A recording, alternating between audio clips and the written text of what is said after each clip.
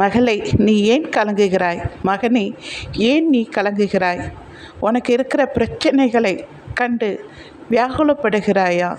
உன்னுடைய போராட்டத்தை கண்டு என்னால் முடியல என்று நீ தோர்ந்து போய் உட்கார்ந்திருக்கிறாயா? நீங்கள் ஆண்டவரிடத்திலே வாங்கள்.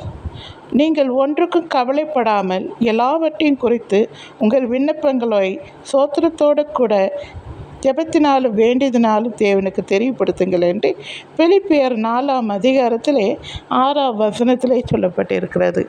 அதாவது உங்களுக்கு இருக்கிற எல்லா பிரச்சனை, கடன் பிரச்சனையா, வியாதியா, வறுமையா, குழந்தை இல்லைன்னு பிரச்சனையா, இல்லை கணவனால் பிரச்சனையா, மனைவியால் பிரச்சனையா, குடும்ப பிரச்சனை எதுவாக இருந்தாலும், அப்பா என்னால் இந்த சிக்கலை எடுத்து போட முடியலை, என்னால் இவ்வளோத்தையும் என்னால் பார்க்க முடியலை, எனக்கு ஒரு குழந்தை பாக்கியத்தை தாங்க, இது நிமித்தமாக நான் வேதனைப்படுகிறேன், துன்பப்படுகிறேன், அவமானப்படுகிறேன் என்று கலங்குகிறீர்களா?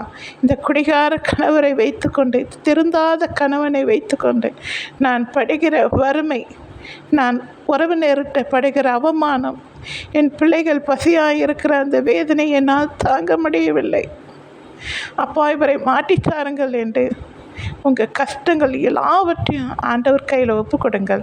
ஆனால் எல்லாவற்றையும் தேவனிடத்தில் ஒப்பு கொடுத்து அதுக்கு பிறகு அவர் நிம்மதியாக இருந்தால் அளவே இல்லை. அதே போல் நீங்கள் அழாதீர்கள். தேவனிடத்தில் உங்கள் பிரச்சனைகளை ஒப்பு கொடுத்த பிறகு அவர் சரி செய்வார். நீங்கள் அவரிடத்தில் விட்டு நீங்கள் நிம்மதியாக இருங்கள். சரிங்களா?